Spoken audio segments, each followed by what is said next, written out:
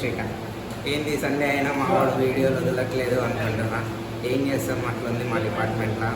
So ఇదిగో అన్న పేరు శ్రీకాంత్, చూపించు. అన్న పేరు శ్రీకాంత్. అన్న ఇక్కడ పిహెచ్డి స్కాలర్.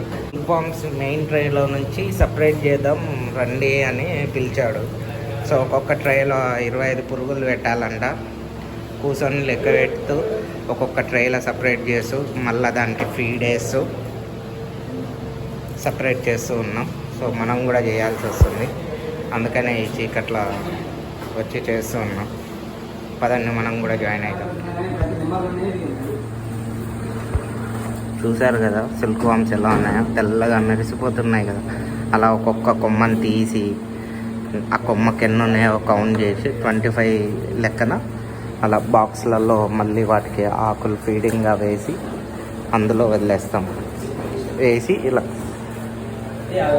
ఈ ర్యాక్లలో భద్రపరచాలి.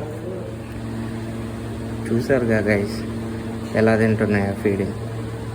ఈ ఆకులే దీనికి ఆహారం. అందరికీ తెలియదు, పట్టు చీరలు ఏదో కట్టుకుంటున్నాం, సిల్క్ షర్ట్లు వేసుకుంటున్నాం అంటే వేసుకుంటున్నాం అనుకుంటారు. ఏడుకెళ్ళి వస్తుందో తెలియదు. ఈ పురుగుల ద్వారానే వచ్చేది. ఈ పురుగులే ఆ దారాన్ని పెడతాయి. సో ఫైనల్గా దీంట్లో నుంచి ఎక్స్ట్రాక్ట్ అయ్యేవే మన పట్టు.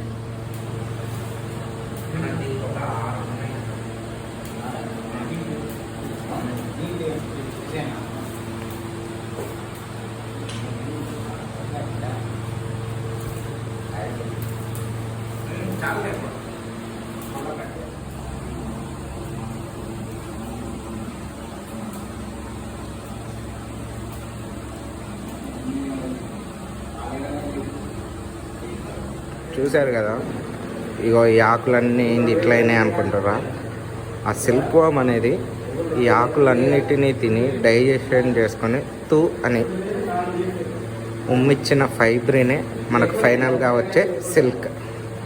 సో చూడండి, మనం గ్రీన్ లీవ్స్ వేస్తే ఇలా అవుతాయి. అలా ఒక పాలిథిన్ పేపర్ తీసుకొని ట్రేలో వేసి ఒక్కొక్క 25 పురుగులను డివైడ్ చేసి,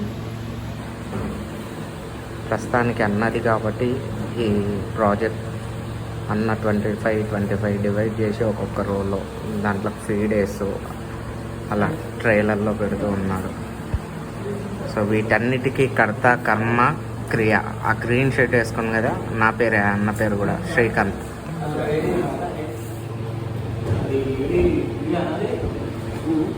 చూడండి ఎలా సిల్క్ వామ్ ఫీడింగ్ చేస్తుంది ఒక లీఫ్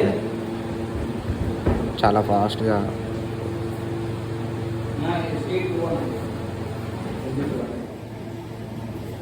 చూసారు కదా అక్కడ సిల్క్ వామ్ ఫీడింగ్ ఎలా తీసుకుంటుందో ఆకులో నుంచి. అలా ఆకుని కొంచెం కొంచెంగా కొరుకు తింటూ డైజెషన్ చేసుకుంటుంది.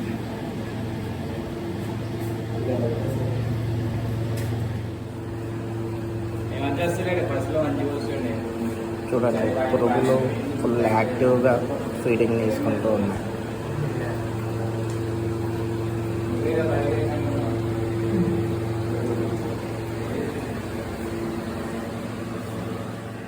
సో ఫైనల్గా వచ్చిన వర్క్ అయ్యింది. ఇంకా పోదాం, మనం కూడా ఇంటికి పోదాం.